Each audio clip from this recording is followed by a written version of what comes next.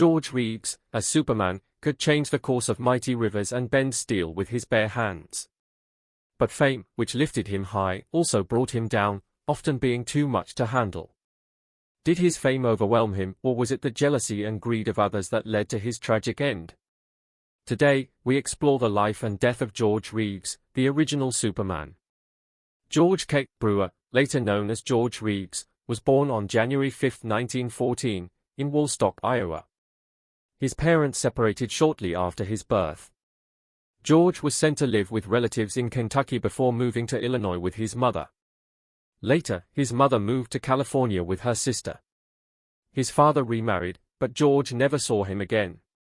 At age 13, George Brewer became George Besselo when he was adopted by Frank Besselo.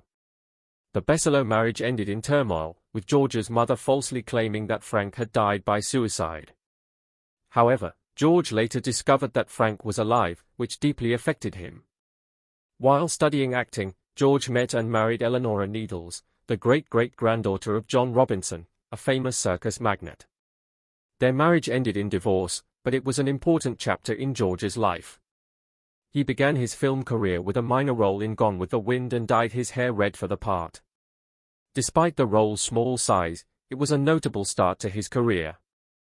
After starring in Gone with the Wind, Reeves returned to the Pasadena Playhouse where he caught the attention of Warner Brothers, ultimately leading to his first major studio contract. Warner Brothers also suggested he change his name to George Reeves, a name that would become synonymous with Hollywood success.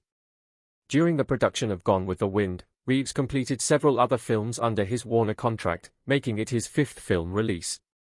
However, these early roles did not propel his career forward, and he ended up parting ways with Warner Brothers. He then signed with 20th Century Fox but had limited success before venturing into freelancing, focusing on roles in Western films. Reeves's luck changed when he was introduced to producer Harry Sherman, which led to a screen test for Hopalong Cassidy films. Reeves impressed with his performance and secured roles in several Hopalong Cassidy westerns, eventually landing a significant part in the war drama So Proudly We Hail. This role earned him a 2-film-per-year contract with Paramount Pictures in 1943. Inspired by his role in So Proudly We Hail, Reeves temporarily put his career on hold to enlist in the U.S. Army. He performed in the Broadway show Winged Victory and joined the Army Air Force's 1st Motion Picture Unit, making training films until the end of the war. After returning to Hollywood post-war, Reeves faced a struggling industry with reduced production. He took on various roles, even working as a cesspool digger to make ends meet. Reeves's rugged appearance and strong memory for dialogue proved advantageous in these fast-paced productions. He demonstrated his versatility by portraying a villainous gold hunter in a Jungle Jim film alongside Johnny Weissmuller. In 1949, Reeves moved to New York City and finalized his divorce from his wife the following year. He then performed on live television programs and radio before returning to Hollywood in 1951 for a role in Fritz Lang's Rancho Notorious. Reeves achieved a significant milestone when he appeared in the Academy Award-winning film From Here to Eternity in 1953, solidifying his place in Hollywood history. Despite famous co-stars like Ronald Reagan and James Cagney, Reeves's early career didn't propel him to stardom, and his contract with Warner Brothers was mutually dissolved. He briefly signed with 20th Century Fox, but his time there was short-lived. Reeves continued to search for roles in westerns in hopes of finding his niche. Actor George Reeves had a serendipitous encounter with producer Harry Sherman, which propelled his career. Reeves impressed casting directors with his screen test for the Hopalong Cassidy films, landing him roles in 5 westerns. This success led to a significant part in the war drama So Proudly We Hail with Claudette Colbert. Reeves was then signed by Paramount Pictures for 2 films a year. Despite the obstacles, Reeves's resilience and talent allowed him to thrive in the industry, even taking on villainous roles. After his divorce from his wife, Reeves moved to New York City in 1949 to start fresh. He appeared on live television and radio before returning to Hollywood in 1951. He made a triumphant comeback with his role in Rancho Notorious, directed by Fritz Lang. This achievement solidified his place among Hollywood's elite. Interestingly, Reeves was initially hesitant to play Superman in the television series Adventures of Superman due to his doubts about the impact of television. However, he eventually accepted the role and embraced it fully. The production of the series was a whirlwind, with tight schedules and simultaneous filming of multiple scripts. Reeves and the crew worked tirelessly to film the entire first season in just 13 weeks. The series debuted the following year and propelled Reeves to stardom. Reeves became an overnight national celebrity and cultural icon when the struggling ABC network purchased his show for national broadcast in 1952. Despite contractual restrictions on the cast, Reeves found ways to supplement his income through personal appearances and set a positive example for his young fans by quitting smoking.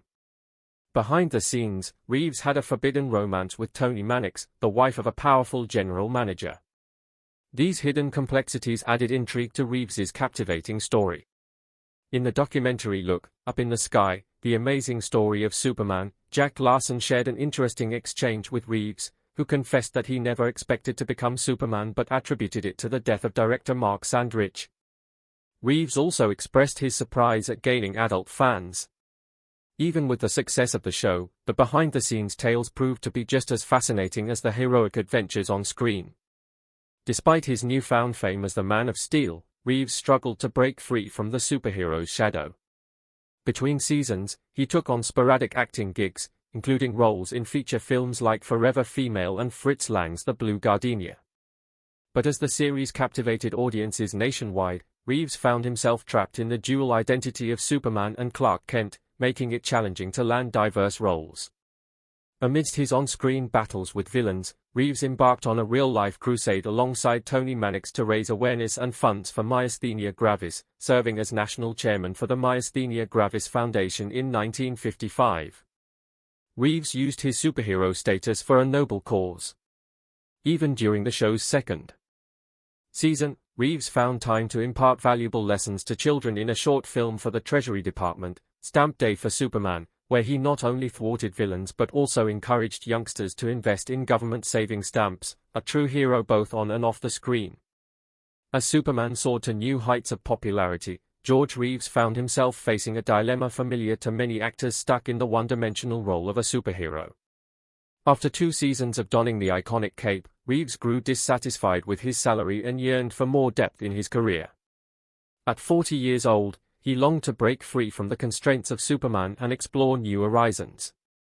In a bold move, Reeves took matters into his own hands, establishing his own production company and crafting a thrilling TV adventure series titled Port of Entry, with plans to film on location in Hawaii and Mexico. Reeves poured his heart into the project, even penning the pilot script himself. But just as his dreams were taking flight, the producers of Superman dangled a tempting offer, a salary increase to lure him back to the series. Despite the allure of a bigger paycheck, Reeves's creative ambition remained unfulfilled. While he reportedly earned a hefty $5,000 per week during production, the confines of Superman's cape continued to chafe. His hopes of bringing Port of Entry to life were dashed as financing fell through, leaving his vision unrealized. But Reeves's quest for artistic fulfillment didn't end there. In 1957, discussions buzzed about a potential theatrical film, Superman and the Secret Planet. As negotiations for a series renewal took shape in 1959, the cast eagerly anticipated a return to the small screen, fueled by the enduring popularity of the show. Amidst the superhero saga, Reeves sought to showcase his versatility, taking on diverse roles such as a bearded frontiersman in Westward Ho! The Wagons, and even flexing his vocal cords on The Tony Bennett Show. Yet as the years passed, the shadow of Superman loomed large. Even a guest appearance on I Love Lucy couldn't shake the feeling of being typecast. As his friend Bill Walsh once remarked, Reeves found himself grappling with the paradox of success, a beloved role that simultaneously stifled his creative aspirations. Despite the fame and adoration, Reeves couldn't shake the feeling that he was wasting his talents, yearning for roles that would truly challenge him. From 1957 onwards, Reeves, along with a star-studded ensemble including Noel Neill, Natividad Varsio, Gene LaBelle, and a trio of musicians, embarked on a thrilling public appearance tour. The show kicked off with a pulse-pounding Superman sketch where Reeves and Neill took center stage, with LaBelle stirring up mischief as the dastardly Mr. Kryptonite, who cunningly snatched Lois Lane. But fear not, true believers, for in a flash of red and blue, Kent transformed into Superman, swooping in to save the day and engaging in battle of epic proportions with the villainous fiend. But wait, there's more. After the adrenaline-fueled superhero showdown, Reeves shed his iconic cape to reveal the man behind the hero. In a mesmerizing display of talent, he took to the stage as himself, serenading the audience.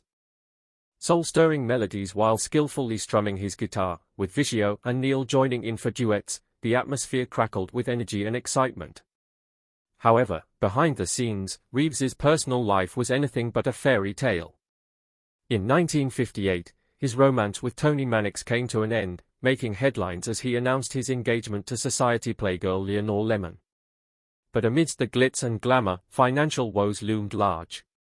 Despite plans for marriage and a honeymoon in Tijuana, Reeves confided in friends and family about his mounting money troubles. Hope flickered with the possibility of a Superman revival and a chance to direct a low-budget science fiction film. But alas, financing fell through, leaving Reeves's dreams unrealized.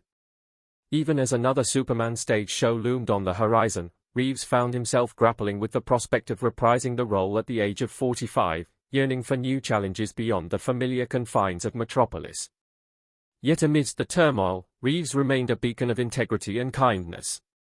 Fondly remembered as a noble Southern gentleman, his dressing room door bore the inscription, "Honest George, the People's Friend." Bestowed with the title of Kentucky Colonel during a publicity trip, Reeves's charm and warmth endeared him to fans far and wide, leaving an indelible mark on the hearts of all who knew him.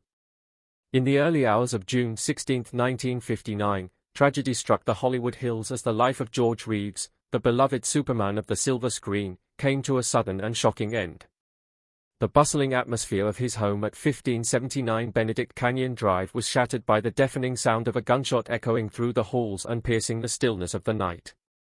As the Lapt report would later reveal, Reeves was discovered in the upstairs bedroom, a victim of a fatal gunshot wound to the head. Surrounding him were the remnants of a gathering, with his fiancée Leonore Lemon and other party guests present in the home at the time. Yet amidst the chaos and confusion, conflicting accounts emerged about Lemon's whereabouts during the tragic incident. Fred Crane, a friend and colleague of Reeves, recounted hearsay statements suggesting Lemon's proximity to the bedroom at the time of the shooting, fueling speculation and uncertainty about the events that transpired. Witnesses recounted a chilling scene, with Lemon allegedly pleading for an alibi in the aftermath of the gunshot, casting a shadow of doubt over the circumstances of Reeves's death. But the mystery deepened with each revelation, as investigators uncovered a series of puzzling physical findings. Despite meticulous examination, no fingerprints were recovered from the gun, and no traces of gunpowder residue were found on Reeves's hands. The trajectory of the fatal bullet, recovered from the bedroom ceiling, and the discovery of additional bullets embedded in the floor only added to the enigma surrounding Reeves's demise. Amidst the perplexing evidence and unanswered questions, Reeves's death was officially ruled a suicide. Witness statements, physical evidence at the scene, and the autopsy report all pointed to this grim conclusion, sealing the fate of Hollywood's fallen hero. Yet decades later, the circumstances surrounding Reeves's tragic end continue to captivate and intrigue, shrouded in the mystique of Hollywood lore. As the legacy of a man of steel endures, so too does the mystery surrounding the untimely demise of the man behind the cape, a mystery that may never be fully resolved. In the wake of George Reeves's untimely passing, speculation ran rampant as to the cause behind the tragic event. Leonore Lemon, Reeves's fiancée, pointed to his alleged struggles with depression, attributing his despair to a perceived failed career and the frustration of not landing the roles he desired. Lapt reports echoed these sentiments, describing Reeves as depressed because he couldn't get the sort of parts he wanted, painting a poignant picture of the actor's inner turmoil. Accounts of the fateful night paint a chilling scene, with Lemon reportedly expressing her fears moments before the fatal gunshot rang out. Witnesses recounted her ominous words, "He's probably going to go shoot himself," followed by the sound of a